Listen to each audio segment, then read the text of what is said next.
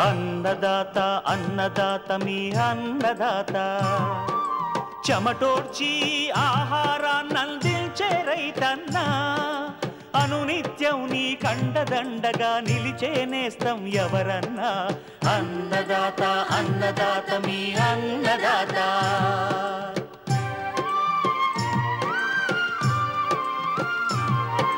నూతన రీతుల సాగుబడికి నూరింతలు పెరిగే దిగుబడికి సూచనలిచ్చే సస్య రక్షణకు పశు పోషణకి శాస్త్ర విజ్ఞానం అందించి ముందుకు నడిపే తెలుగు రైతు భారతదేశానికి మకుటం అయ్యేలా తీర్చిదిద్దే ఆశయంతో మిమ్ము మేలు కొలిపేది అన్నదాత అన్నదాత అన్నదాత మీ అన్నదాత అన్నదాత అన్నదాత మీ అన్నదాత. అన్నదాత ప్రేక్షకులకు నమస్కారం. ఈనాటి ముఖ్యాంశాలు: వరి మాగాణుల్లో దున్నకుండా మొక్కజొన్న సాగు, పుచ్చ సాగులో మెలకువలు, వాతావరణాధారిత వ్యవసాయ సూచనలు, ఇంకా జై కిసాన్ వ్యవసాయ సమాచారం.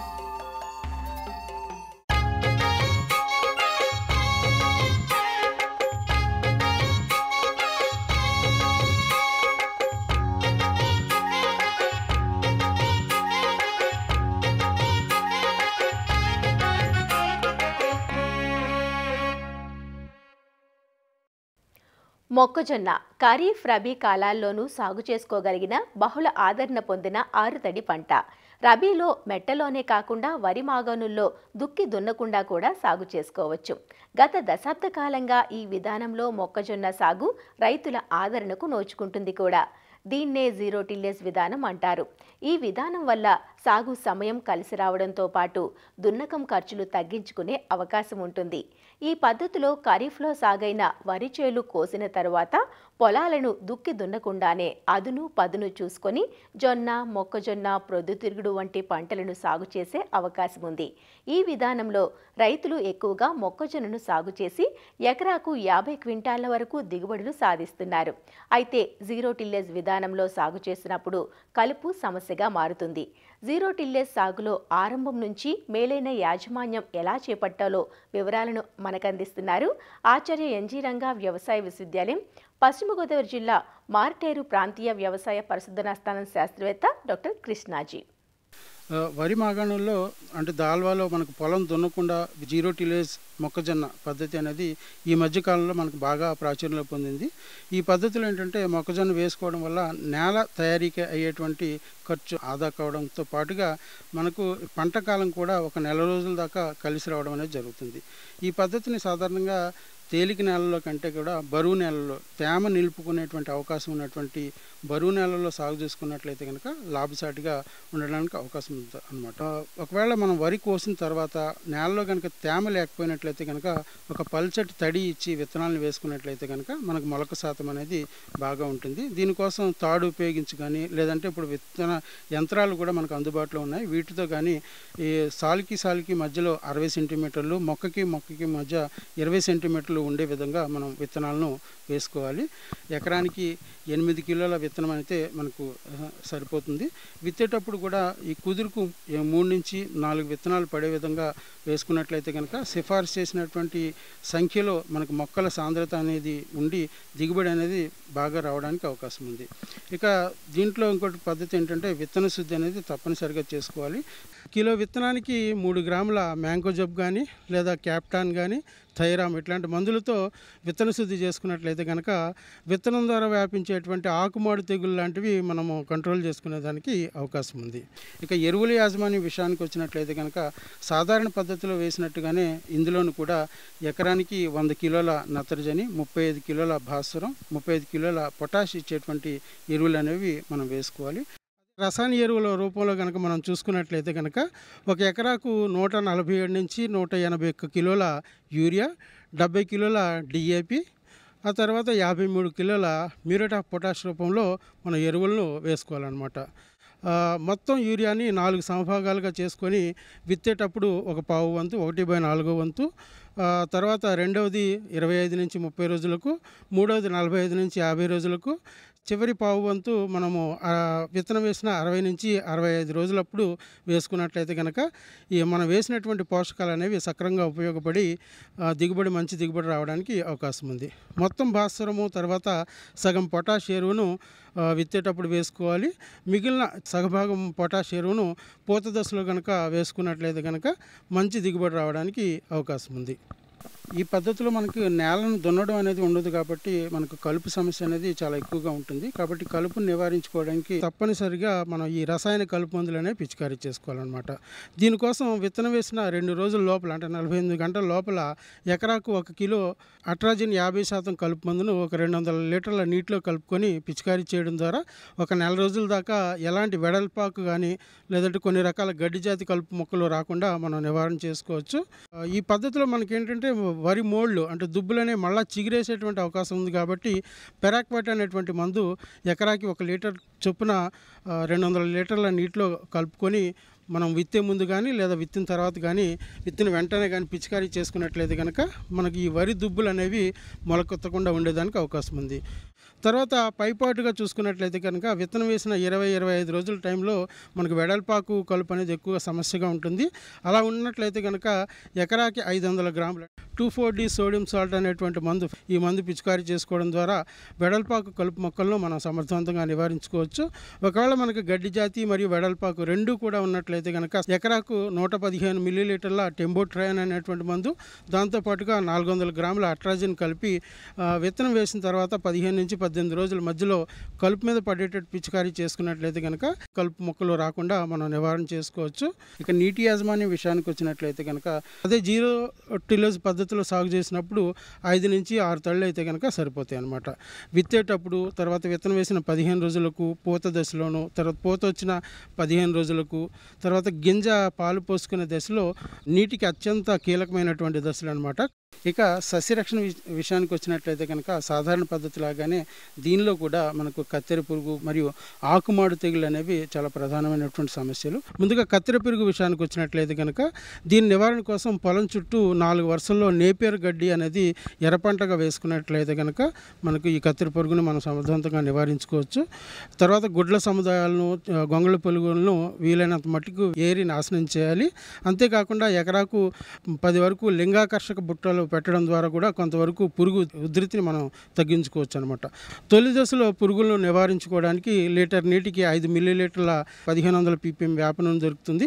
ఇది కానీ లేదా 2 మిల్లీలీటర్ల క్లోరిపైరిపాస్ కానీ లేదా 2 మిల్లీలీటర్ల క్వినాల్ఫాస్ అనేటువంటి మందుల్లో ఏదో ఒకటి కలిపి పిచికారీ చేయడం వల్ల పురుగులను మనం నివారణ చేసుకోవడానికి అవకాశం ఉందన్నమాట. ఉధృతి ఎక్కువగా ఉన్నప్పుడు లీటర్ నీటికి 0.4 గ్రాములు అంటే ఎకరానికి 80 గ్రాముల చొప్పున ఎమామిక్టిన్ బెంజోయేట్ అనేటువంటి మందు కానీ లేదంటే 0.3 మిల్లీలీటర్ల స్పైనోసైడ్ 1 లీటర్ నీటికి చొప్పున కలిపి పిచికారీ చేయడం వల్ల కూడా మనం కొంచెం ఎదిగినటువంటి పురుగులను నివారణ చేసుకోవడానికి అవకాశం ఉంది. మందు పిచికారీ చేసేటప్పుడు కూడా ఆ మందు ద్రావణం అనేది కొంచెం సుడుల్లో పడే విధంగా చేసినట్లయితే కనుక పురుగు నివారణ మనకు బాగా తొందరగా జరగడానికి అవకాశం ఉందన్నమాట. బాగా ఎదిగినటువంటి పురుగులు ఈ మందుల పిచికారీ ద్వారా నివారణ చేయడం కష్టం కాబట్టి విషపేర తయారు చేసి పెట్టుకోవాలి. దీనికోసం ఏంటంటే ఎకరానికి 10 కిలోల తవుడు, 2 కిలోల బెల్లం, ఒక 2 లీటర్ల నీటితో కలిపి ఒక రోజంతా కూడా ఈ పదార్థాన్ని పొలయబెట్టుకోవాలి. ఆ మర్నాడు ఆ మిశ్రమానికి 100 గ్రాముల థయోడికార్బ్ అనేటువంటి మందు లార్విన్ అనే పేరుతో దొరుకుతుంది. ఈ మందు కలుపుకొని ఆక్సుడుల్లో వేయడం వల్ల మనకు ఈ పురుగును మనం సమర్థవంతంగా బాగా ఎదిగినటువంటి పురుగులను నివారణ చేయడానికి అవకాశం ఉంది. ఇక చివరిగా టర్సికం ఆకుమాడు తెగులు అనేది మనకు ప్రధానమైనటువంటి సమస్య. దీని యొక్క లక్షణాలు కనుక గమనించినట్లయితే ముదురు ఆకులపైన గోధుమ రంగు మచ్చలు అనేవి ఏర్పడి క్రమేపీ ఇవన్నీ పెద్దవైపోతాయి. వాతావరణంలో తేమ అధికంగా ఉన్నప్పుడు ఈ మచ్చలు అనేవి ఆకంతా వ్యాపించి ఒకదాంతో ఒకటి కలిసిపోయి ఆకంతా కూడా మాడిపోయినట్టుగా మనకు గమనించవచ్చు అనమాట. పంట పైన తెగులు లక్షణాలు గమనించిన వెంటనే లీటర్ నీటికి 2.5 గ్రాముల మ్యాంకోజబ్ కలిపి పంట అంతా కూడా పిచికారీ చేసినట్లయితే కనుక నివారించుకోవచ్చు. ఈ రకంగా కొన్ని మేలైన యాజమాన్య పద్ధతులు కనుక పాటించినట్లయితే జీరో టిల్లేజ్ మొక్కజొన్న పద్ధతిలో మంచి దిగుబడి సాధించడానికి అవకాశం ఉంది.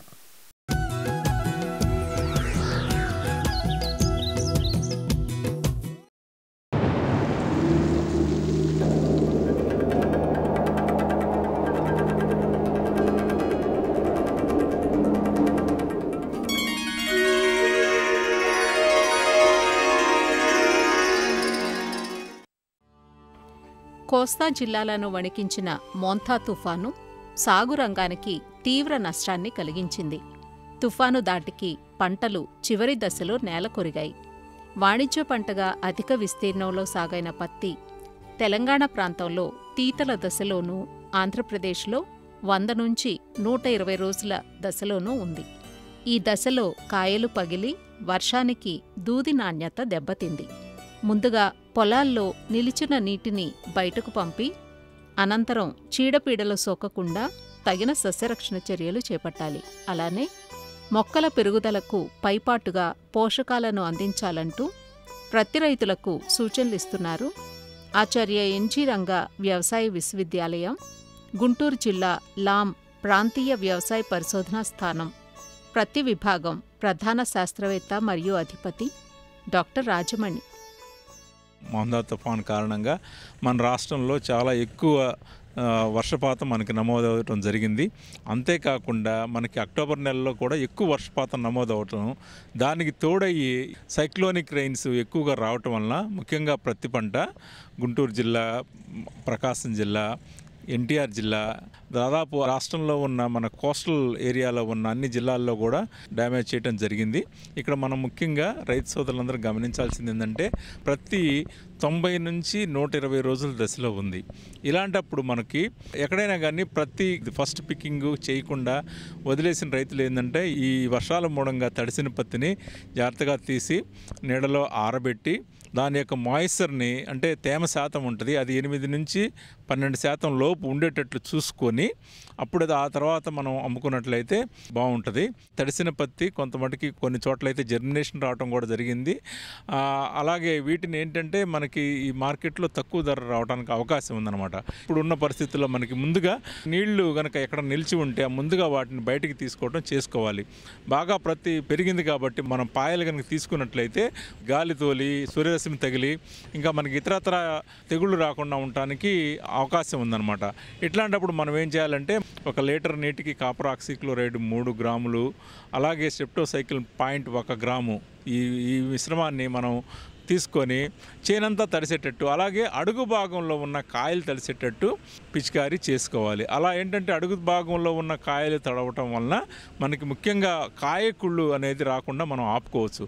ఇది చేసిన తర్వాత మళ్ళీ వెంటనే 5 నుంచి 7 రోజుల వ్యవధిలోనే మనం 1 వారం రోజుల వ్యవధిలోనే ప్రొపకొనజోల్ అనే మందును కూడా మనం ఒక మిల్లీలీటర్ 1 లీటర్ నీటితో కలిపి పిచికారీ చేసుకోవాలి. ఎందుకంటే ఈ అధిక వర్షాలు పడిన తర్వాత మనకి ఎక్కువగా కాయకుళ్ళు తెగులు, అలాగే ఆకుల మీద మచ్చలు, శిలీంధ్రాలు వచ్చే అవకాశం ఉంది, ఎక్కువగా ఉంది. కాబట్టి మనం ఆ విధంగా చేసుకోవాలి. దీంతో పాటు కూడా చాలామంది రైతు సోదరులు 3 దఫాలు వేయాల్సిన ఎరువులన్నీ వేసేసారనమాట.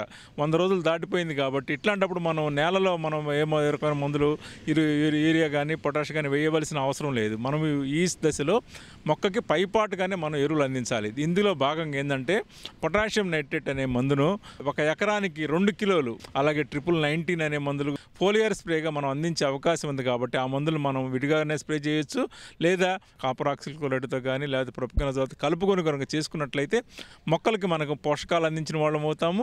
అలాగే శిలీంధ్రాలతో పాటు మనం కూడా ఇతరతర తెగులు రాకుండా మనం నివారించుకోవచ్చు అనమాట. బోరాన్ లోపం కానీ ఎక్కడైనా గమనించినట్లయితే బోరాన్ని, మెగ్నీషియం కానీ ఈ 2 కూడా మనకి వాడుకున్నట్లయితే ఈ మిగతా సూక్ష్మధాతుల లోపం రాకుండా కనుక మనం చేసుకోవచ్చు అనమాట. ఇప్పుడు ఏంటంటే మనకి ఈ వర్షాలు కురిసి తగ్గిన తర్వాత పొగాకుల అద్దె పురుగు ఎక్కువ వచ్చే అవకాశం ఉంది. జల్లెడాకులు లాంటివి ఏమైనా ఉన్నట్లయితే అవి తీసేసుకొని వాటి మీద వెనకాల గుడ్ల సముదాయం ఉంటుంది, అలాగే లేత పురుగులు కూడా ఉంటాయి అన్నమాట. వీటిని తీసుకొని నాశనం చేసుకోవాలి. దాని నివారణ భాగంగా నవాలిరాన్ అనే మందుని 1 mlని 1 లీటర్తో కలిపి పిచికారీ చేసుకున్నట్లయితే మనం సమర్థవంతంగా దాన్ని నివారించుకోవచ్చు.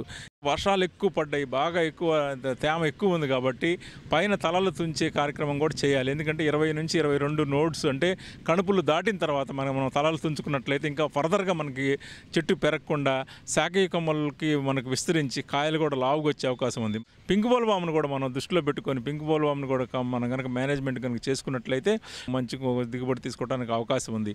అధిక వర్షాల వల్ల ఏం జరిగిందంటే పూత రాలటం, అలాగే లేత పిందెలు అంటే పిందె ఏర్పడిన 10 రోజుల్లోపు పిందెలు కూడా రాలిపోవడం జరుగుతుంది. ఎందుకంటే భూమిలో కనుక ఎక్కువ తేమ ఉన్నప్పుడు మనకి ఆక్సిజన్ సరిగ్గా అందక మొక్క తనంతట తనే కొన్ని పుష్పించే భాగాలని లేకపోతే లేత మొగ్గల్ని తీసేసుకుంటుంది అనమాట. ఇట్లాంటి పరిస్థితుల్లో మనకేంటంటే కాటన్లో ఉన్న గొప్పతనం ఏంటంటే దానికి కాంపెన్సేషన్ మెకానిజం ఉంది. ఒకవేళ పోయినా కానీ మళ్ళీ తిరిగి అది కొత్తగా పువ్వులని లేకపోతే కాయల్ని ఉత్పత్తి చేసే సామర్థ్యం ఉంది. కాబట్టి వాటిని మనం తిరిగి పొందుకోవడానికి మనం ఏంటంటే పైపాటుగా మనకి ఎన్పికే 319 కానీ 317 కానీ మల్టీకే కానీ దీంతో పాటు ప్లానోఫిక్స్ అనే మందు ఉంది. అంటే naphthalene acetic acid 0.25 ml growth regulator అనమాట. అందువల్ల ఏంటంటే ఎక్కువ డోసులు వాడకుండా 4 లీటర్ల నీటికి 1 ml కలుపుకొని పిచికారి చేసుకున్నట్లయితే ఫర్దర్గా మనం ఏదైనా పూత రాలటం కానీ పిండి రాలటం కానీ ఆపుకోవచ్చు. దాంతోపాటు ఈ నాఫ్థలినిక్ ఎసిటిక్ యాసిడ్ వల్ల ఏంటంటే మనకి ఇంకా పూలు ఎక్కువ రావడానికి తర్వాత కాయలు రావడానికి అవకాశం ఉంది. కాబట్టి రైతు సోదరులు కూడా తద్వారా మనకి ఎక్కువ దిగుబడి పొందే అవకాశం ఉంది. అలాగే మన రాష్ట్ర ప్రభుత్వం కూడా తీసుకునే చర్యల్లో భాగంగా రైతు సోదరులు మీరు యొక్క వ్యవసాయ అధికారిని సంప్రదించి ఎక్కడైనా మీ పొలాలు కనుక అధిక వర్షాల వలన మనకి ఎక్కడైనా నష్టం సంభవించినట్లయితే వారి దృష్టికి తీసుకున్నట్లయితే ప్రభుత్వం తప్పకుండా మీకు తగిన సహాయం చేస్తుంది. ఈ విషయాలన్నీ గమనించి రైతు సోదరులు పాటించవలసిందిగా కోరుతున్నాను.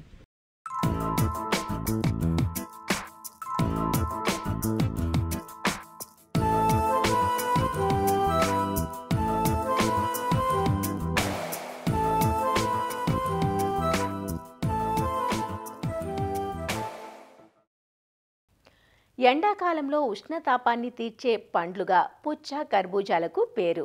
అందుకే ఆ సమయానికి మార్కెట్లో వీటి లభ్యత కూడా ఎక్కువగా ఉంటుంది. గతంలో వేసవి కాలంలో మాత్రమే ఈ పండ్లు లభ్యమయ్యేవి.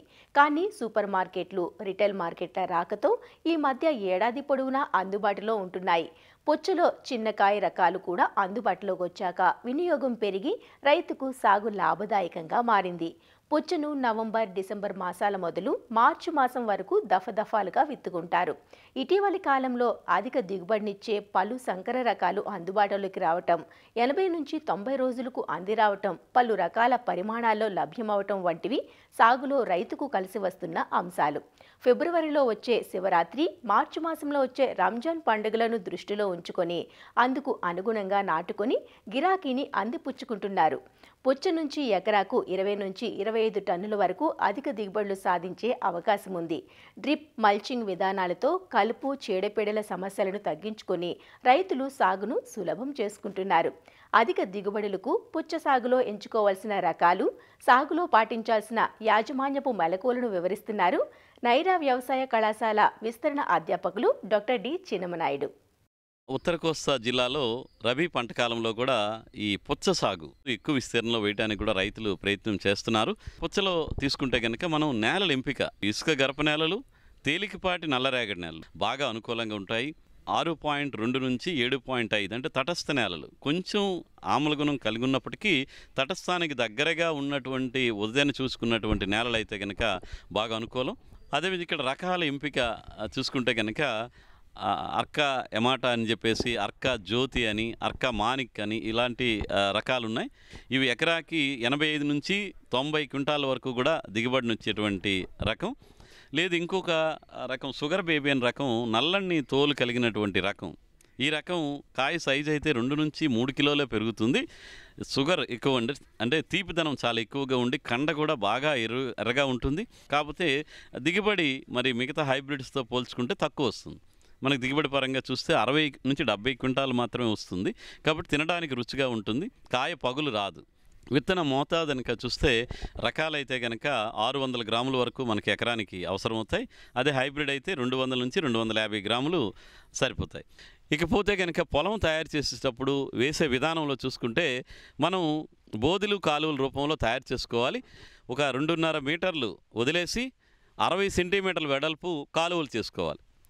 కాలువలు చేసుకొని కాలువలకు ఇరువైపులా కూడా మనం ఈ విత్తనానికి అంటే కాలువలో ఉన్నటువంటి వరుసల మధ్యలో మనకి ఒక్కొక్క విత్తనానికి 50 సెంటీమీటర్లు అంటే 1/2 మీటర్ దూరంలో ఉండేటట్టు ఒక్కొక్క విత్తనాన్ని నాటుకుంటూ వెళ్ళిపోతే సరిపోతాయి. రకాలైతే 2-3 విత్తనాలు పెట్టండి. అదే హైబ్రిడ్ అయితే ఒక్కొక్క విత్తనం పెట్టుకున్నా కానీ సరిపోతుంది. లేదు వాతావరణ పరిస్థితులు అనుకూలంగా లేవు, చలి ఎక్కువగా ఉంది, సకాలంలో వేయలేకపోతున్నాం అనుకుంటే అలాంటి వాళ్ళు ఏంటంటే ముందే నారు పెంచుకోవాలి. దాన్ని ప్రో ట్రైల్లో కానీ లేదంటే ప్లాస్టిక్ గ్లాసుల్లో కానీ ఈ హైబ్రిడ్ తాలూకు విత్తనాలు వేసి 2 ఆకుల దశ వరకు పెరిగే వరకు ఉంచి అంటే ఒక 10 నుంచి 12 రోజులు పెరగనిచ్చి ఆ నారుని తీసుకొచ్చి మనం కాలువలు బోధులు ఏ విధంగా చేసుకున్నాము కాలువకు ఇరువైపులా కూడా ఈ మొక్కలు నాటుకున్నా కానీ సరిపోతుంది. ప్లాస్టిక్ మల్చి వాడి కూడా పుచ్చ సాగు చేసుకుంటే మనకు చాలా విధాలుగా కలుపు సమస్య కానీ నీటి యాజమాన్యం కానీ ఇలాంటి ఇబ్బందులు ఏమీ లేకుండా ఉంటాయి. కాబట్టి మరి దిగుబడి కూడా ఎక్కువగా వస్తున్నట్టు గమనిస్తున్నాం. ఒకవేళ కాలువల పద్ధతిలో వేసినప్పుడు ఈ కలుపు సమస్య ఉంటుంది కాబట్టి దానికోసం 1 లీటరు పెండిమిథిలిన్ అనేటువంటి కలుపు మందుని 200 లీటర్ల నీటికి కలిపి మనకు విత్తనాలు ఎట్లయితే పదునులోనే విత్తనాలు వేయటం జరుగుతుంది కాబట్టి ఆ సమయంలో కనుక మనం పిచికారీ చేసుకుంటే మనకి కలుపు సమస్య మొదట్లో వచ్చేటువంటి కలుపు సమస్య అంతా కూడా తగ్గిపోతుంది. ఇకపోతే ఎరువుల విషయానికి వస్తే మనకి 1 ఎకరానికి చూసుకుంటే కనుక 40 కేజీలు నత్రజని అంటే సుమారుగా 90 కేజీల వరకు యూరియా అంటే 2 బస్తాలు యూరియా పడుతుంది. అదేవిధంగా 32 కేజీల వరకు భాస్వరం పడుతుంది. అంటే ఒక 4 బస్తాల వరకు సింగిల్ సూపర్ ఫాస్ఫేటు. పొటాష్ అయితే కనుక మనకు 16 నుంచి 20 కేజీలు అంటే సుమారు 35 నుంచి 1 బస్తా వరకు కూడా పొటాష్ అవసరం వస్తుంది. ఈ భాస్వరం ఎరువు ఏదైతే ఉందో అది చివరి దుక్కులోనే ఒక 4 బస్తాల వరకు సింగిల్ సూపర్ ఫాస్ఫేటు వేసేసి కలిగి దున్నుతాం. తర్వాత మనకు మొత్తం కావాల్సిన యూరియాని 3 భాగాలుగా చేసుకొని మొదటి భాగం విత్తనం విత్తేటప్పుడు రెండో భాగాన్ని 25-30 రోజుల సమయంలోని మూడో భాగాన్ని 50-60 రోజుల మధ్యలో ఈ 3 దఫాలుగా వేసుకుంటాము. పొటాషియం కూడా 2 దఫాలుగా మొదటి దశలోను మూడో దఫా యూరియాతో పాటు కలిపి వేసుకుంటే మనకు చాలా వరకు ఈ ఎరువుల యాజమాన్యం సక్రమంగా జరిగి పంట ఆరోగ్యంగా పెరగడానికి ఆస్కారం ఉంటుంది. ఈ పోషక యాజమాన్యంలో భాగంగా ఈ కాయలు పగలకుండాను అదేవిధంగా ఆడపూలు ఎక్కువగా రావడానికి పంట వేసిన తర్వాత ఇంకా పూత మొదలవుతున్నప్పుడే అంటే 35 రోజులు 40 రోజులకి ఈ బోరాక్స్ పౌడరు లేదా బోరాన్ సూక్ష్మ పోషక దాచుగాన్ని 2 నుంచి 3 గ్రాములు 1 లీటర్ నీటికి కలిపి మనం పిచికారీ చేసుకోవడం వల్ల ఆడపూలు ఎక్కువగా వస్తాయి. తద్వారా మనకి ఎక్కువ ఫలదీకరణం జరిగి దిగుబడి రావడానికి ఆస్కారం ఉంటుంది. పుచ్చ పెరుగుతున్నప్పుడు కొనలు బాగా పెరిగిపోతుంటాయి. అలా పెరుగుతున్నప్పుడు 1 మీటర్ లెంగ్త్ వచ్చిన తర్వాత పైన ఉన్నటువంటి చిగురులను కనుక మరి చిక్కితే పక్క కొమ్మలు ఎక్కువ వచ్చి దిగుబడి బాగా పెరుగుతుంది. ఇంకా నీటి యాజమాన్యం విషయానికి వస్తే అతనికి నేల పరిస్థితిని బట్టి మనం నీటి యాజమాన్యం చేసుకోవాలి. అంటే 12 నుంచి 15 రోజులకి ఇసుక గర్భ నేలల్లోనూ కొంచెం ఒండ్రు కలిసిన రేగడి భూములు అయితే 15 నుంచి 20 రోజులు వ్యవధిలో అంటే మనకి ఒక 3 నుంచి 4 నీటి తడులు అవసరం వస్తాయి. అదే డ్రిప్ ఇరిగేషన్ అక్కడ అవసరాన్ని బట్టి డ్రిప్ ఎన్నిసార్లు ఆన్ చేయాలి అనేది వాళ్ళకి రైతులకి ఒక అనుభవపూర్వకంగా మట్టిని బట్టి మొక్క వాడుతుంటే కనుక డ్రిప్ ఆన్ చేసుకొని మనం ఎరువులు నేరుగా ఇచ్చే ఎరువులను కానీ లేదా నీటిలో కరిగేటువంటి ఎరువులు చాలా ఉన్నాయి మనం ఈ డ్రిప్ ద్వారా అందించుకొని మనం ఎరువుల యాజమాన్యాన్ని సక్రమంగా చేసుకోవచ్చు. యాజమాన్య పద్ధతులు అర్థం చేసుకుంటే కనుక పుచ్చ పంట నుంచి కూడా మంచి నికర ఆదాయం తీసుకోవచ్చు.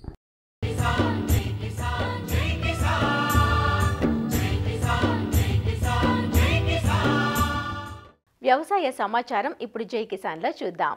మొంతా తుపాను ప్రభావంతో మెదక్ జిల్లాలో గత 4 రోజులుగా కురిసిన భారీ వర్షానికి వానాకాలం పంటలు నీట మునిగాయి. పంట నష్టంతో పాటు కోత చేసిన పంటలు నీటిపాలై రైతులకు తీరని నష్టాన్ని మిగిల్చాయి. పలు ప్రాంతాల్లోని కొనుగోళ్లకు సిద్ధంగా ఉన్న ధాన్యం పూర్తిగా తడిచిపోయింది. జిల్లాలోని చిలప్చేడ్ మండలం చెండూరు గ్రామానికి చెందిన రైతులు తడిచిన ధాన్యం మొలుకలు వస్తున్న తరుణంలో ధాన్యంపై ఉప్పు చల్లుతున్నారు. నేను ఒక 20-25 ఎకరాలు నాటేయడం జరుగుతుంది. ఒక 15 ఎకరాలు కోయడం జరిగింది. కోసి కూడా 4 రోజులు అవుతుంది. ఈ వర్షం బాగా తుఫాను పడడం వల్ల ఒడ్లు మొత్తం ఇలా తడిచిపోవడం జరిగింది. ఉప్పు చల్లితే మొలక రాదని చెప్పడం వల్ల 2 క్వింటాలు ఉప్పు తెచ్చి కూడా చల్లడం జరిగింది. దీనికి మన ప్రభుత్వము కానీ అధికారులు కానీ సానుకూలంగా అనుకూలిస్తే బాగుంటుందని కోరుచున్నాను. వానాకాలం సాగు ఆరంభం నుంచి తీవ్ర నష్టాలను చవిచూడాల్సి వచ్చిందంటూ రైతులు ఆవేదన చెందుతున్నారు. తడిచిన ధాన్యాన్ని ఎలాంటి షరతులు లేకుండా మద్దతు ధరకు కొనుగోలు చేయాలంటూ కోరుతున్నారు. మరిన్ని విభిన్న అంశాలతో రేపటి అన్నదాతలో మళ్ళీ కలుసుకుందాం. నమస్కారం. అన్నదాతలు తమ సందేహాలు సమస్యలను 1800-425-4085 టోల్ ఫ్రీ నెంబర్లో ఉదయం 10 గంటల నుంచి 11 గంటల మధ్య పని దినాలలో సంప్రదించగలరు. ఈ కార్యక్రమాన్ని యూట్యూబ్లో www.youtube.com/annadata ETV లింక్ ద్వారా వీక్షించవచ్చు.